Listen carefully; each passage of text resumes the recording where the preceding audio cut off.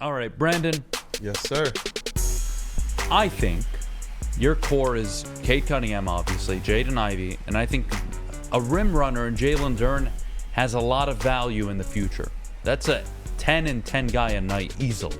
Once he develops his offensive game enough, he'll be a rim protector. He'll give you an advantage against most teams that aren't built with a natural 5 like a Duren can be. I agree with Jeff here. Brandon Miller's the better pick. Yeah, you could in theory go sign them in free agency, but you're trying to build a team for the future. And the way this team is set up now, you draft a Brandon Miller. One of them will make All-NBA in the next 3 years. Probably Cade would be my bet. But not all of them will be eligible for this max super. It's not going to happen No. unless the Pistons just hit gold and they're all getting 24/7 and 7 a night, which I really doubt. Right? So you tell me how Scoot would fit better. How do you make it work? Because I'm not trying to take the ball out of Jaden Ivey or Cade Cunningham's hands. Yeah, look, you don't have to. When I look at Benedict Mathurin in Indiana and I look at other situations where they have high-powered guards coming off the bench, and we've seen this throughout history, we had that situation here with the Pistons even. You want to go back to the going-to-work Pistons?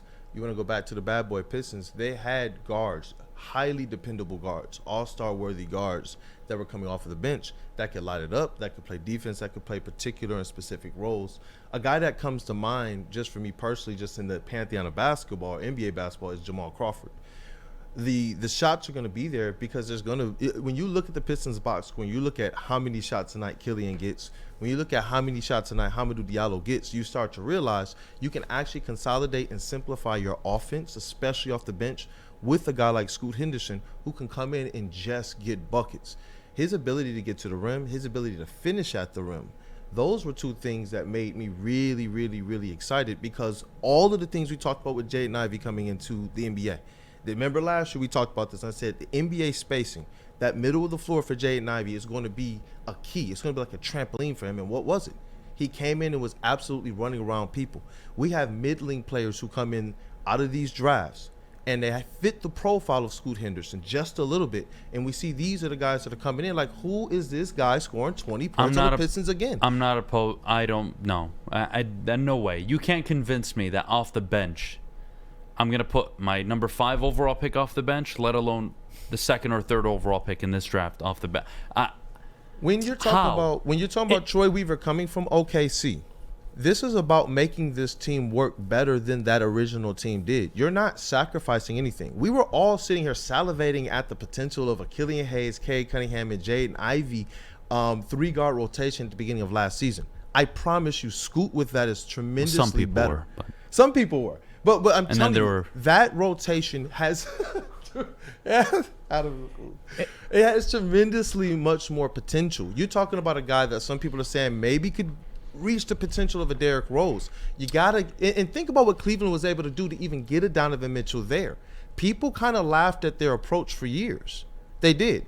Then they were able to flip one of those high-level guards for something to kind of take their rebuild and punctuate it with an even bigger star. You're talking about how do we acquire a Devin Booker? I think that Scoot Henderson is a type of asset, or Jaden Ivey, that could be a way to get that type of a pick. I do. I know it's a pipe dream, but when you're talking about getting the best players in here, that's what I like. Troy Weaver is a magician when it comes to assets, and when it comes to management, when it comes to acquiring.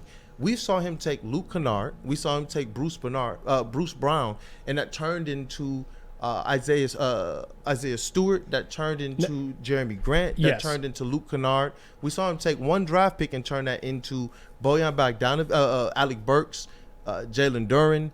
We saw him go out there with the cap space that he got from Jeremy Grant and sign Bojan Bogdanovic. Those are kind of the things that I'm looking at when we're looking at Scoot Henderson. Not necessarily is he going to feel like the wing void, because I don't think Brandon Miller I think Cade does that. Well, let me. If in this scenario, what do you think of that? I think Cade plays the 3. Well, let me on defense. Let me just butt in here because I've been listening to everything you said, and I have a couple questions. The first one would be, and you kind of already alluded to it. So the argument for Scoot is, you draft him 2, he can come off your bench, or you can use him for a trade asset. Because I'm looking for basketball fit. Like if you're closing a game and you got Scoot, Ivy, and Cade, who's the 4 and 5? Because if you got Duren, okay. Now who's the 4? Let's say it's Isaiah Stewart. Cade's your best shooter in that lineup. Like, you see where that's the problem If that that's I'm the team having? that they're rolling out there, I don't think that's the team Because they're if rolling out there. But again, okay, who they sign in free agency? The best forward, I think, in free agency, you'd argue, hell, it ain't that good. Cam Johnson is one of the hot commodities. Do I think Brandon Miller's better than every free agent wing available? Yes, I do. I don't know if he's better than the And I think he guys has that I higher believe Troy upside. Weaver can acquire, though. Troy Weaver hasn't gone out there and just gotten busy in the free agency market. He's gone out there doing free agency and acquired people through trades. He's gone out there and stated, I want Jeremy Grant. I'll go get Jeremy Grant. How did he get him? How did he get Bojan? These are by They trade. were by trades. That's why I'm saying, I'm not saying you draft Scoot Henderson to have him just be a trade asset. I'm saying you give your team all the best options because you have a GM like Troy Weaver. If this was a singular or a mono type of a GM who was just like, oh, I picked my point guard this year, next year I'll pick my center. Troy Weaver doesn't operate like that. He pick point guard after point guard after point guard, and none of us Ivey here in 3 years are upset about that right now. Excuse me. If Jaden Ivey by year 3 can hit 37 to 39% from 3, Cade Cunningham can hit 38 to 40% from 3, Yeah. then I can buy into Scoot Henderson. But this team is lacking shooters. It has a ton of space creators. You have a ton of it. But don't sit there You're and tell lacking me. athletes, though. You're lacking serious, Which is pure true. athletes. Which is Jeff's point, though. Which is why having a Brandon Miller is a seamless fit day one. And Booner, I see you in the chat. Don't say Jeremy Grant. We're not doing this experiment again.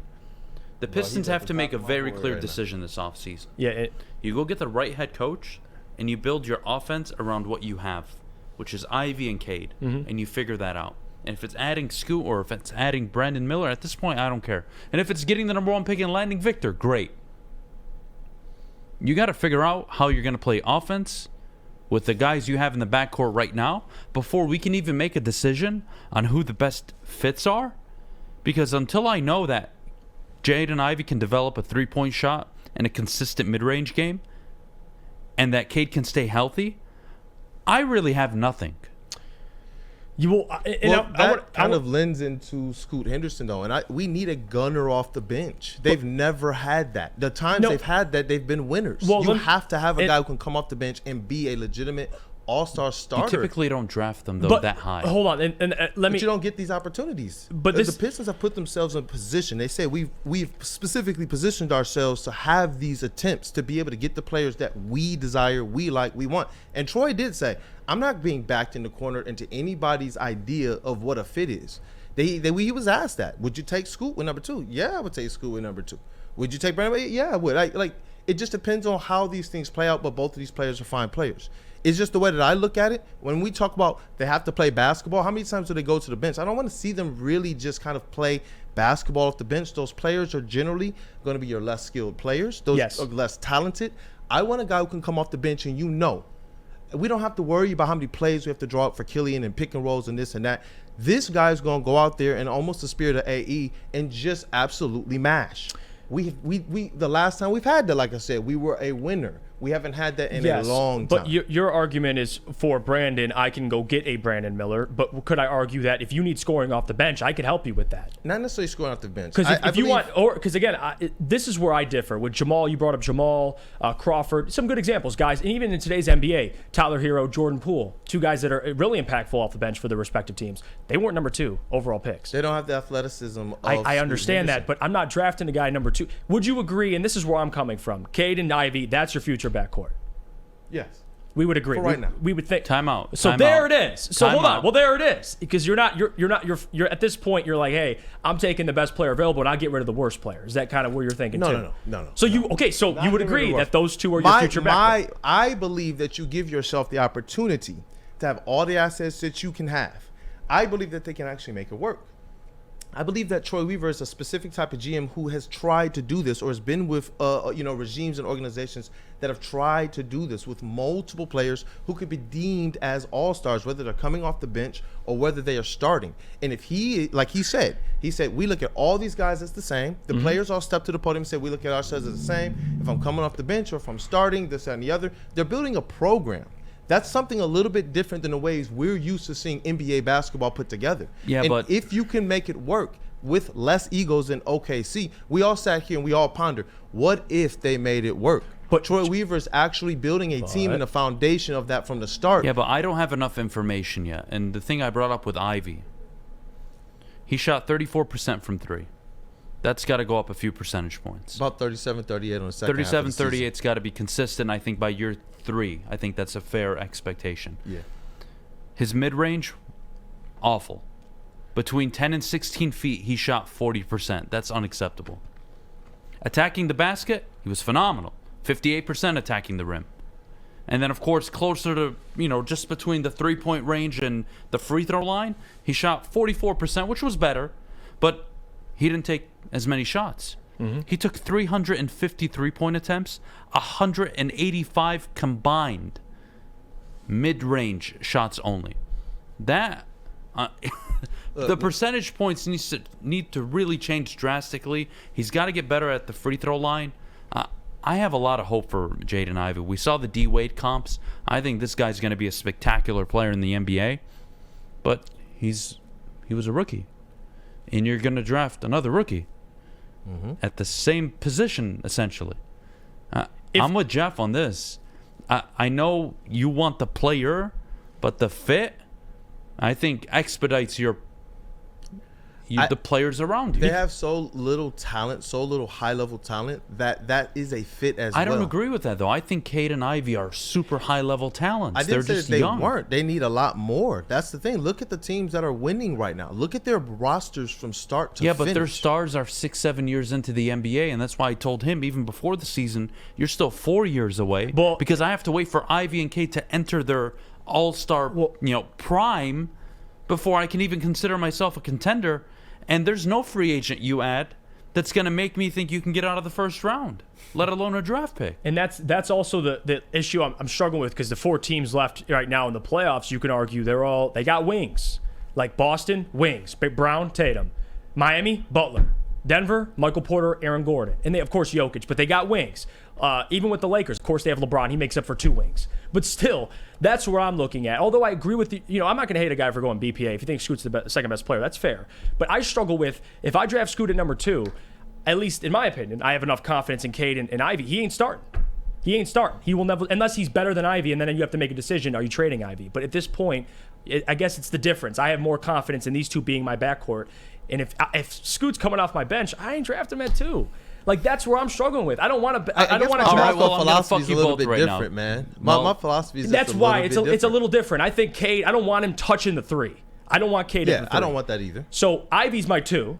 So where Scoot fit into this? That's the problem. The first player off the bench, and you give him the same amount of minutes as those other guys. So, you have rotations where the 3-guard rotation is out there, and I believe that what we saw with Ivy, with his maturation, second half of the season, you got to go back and check He was your much numbers. better down the stretch. Much better in the mid-range. Absolutely. Much better. Look at his numbers compared to Dwayne Wade. Pull up rookie Dwayne Wade's and all of his mid-range, 3-point, and at the rim numbers. If I remember correctly, I think by December, Ivy was sub 30% in the mid-range.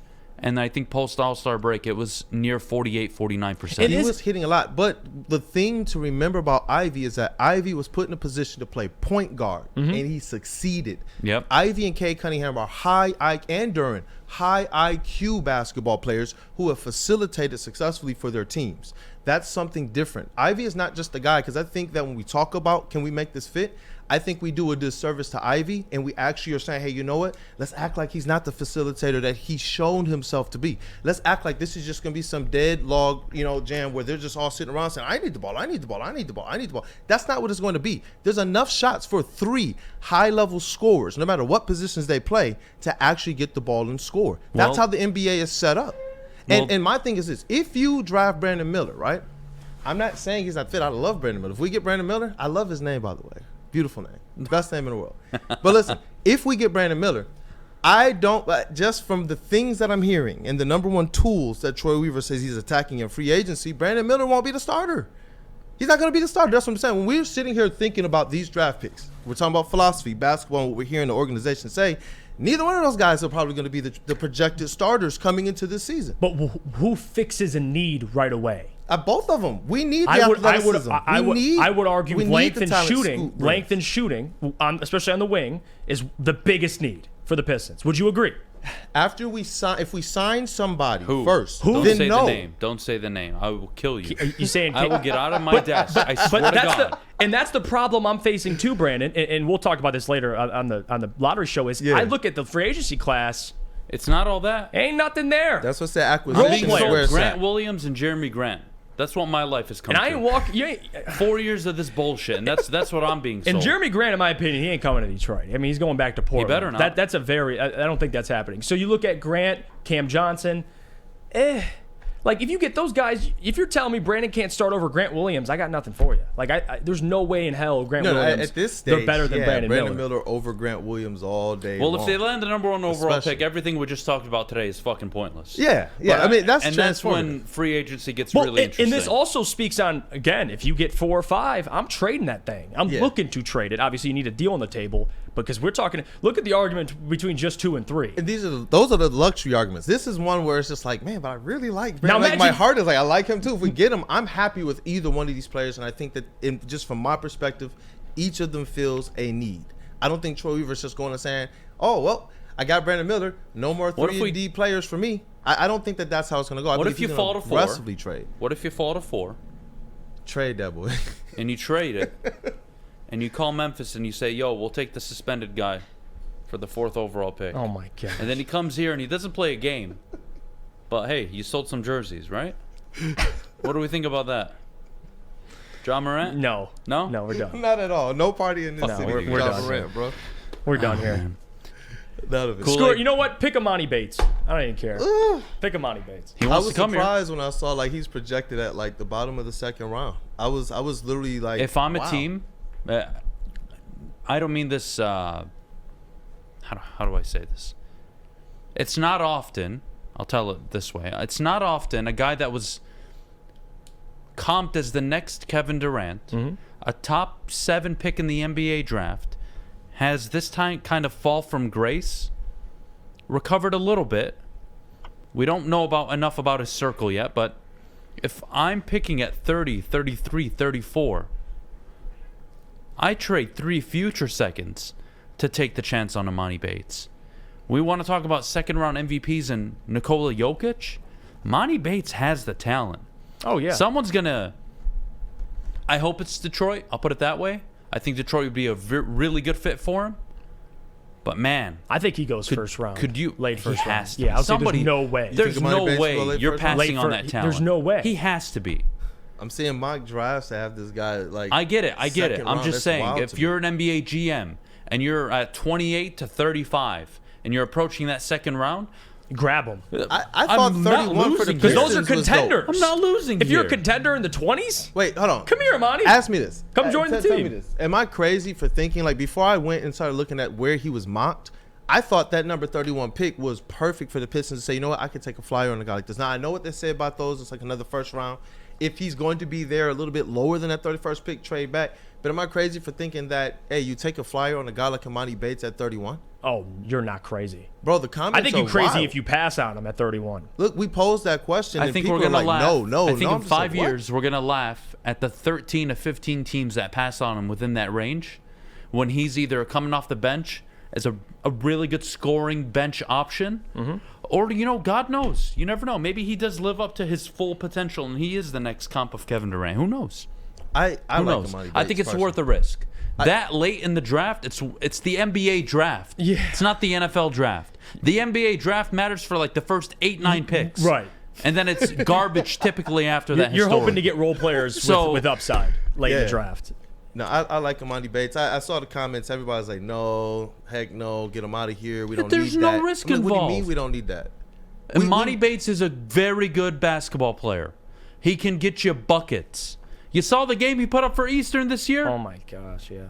Game against Michigan. What the hell was that? I'm just saying, look, I know he's had his problems. I hope he's fixed them by now. He'll suffer in the draft for it, but if I'm a GM, I'm sitting there 28-35.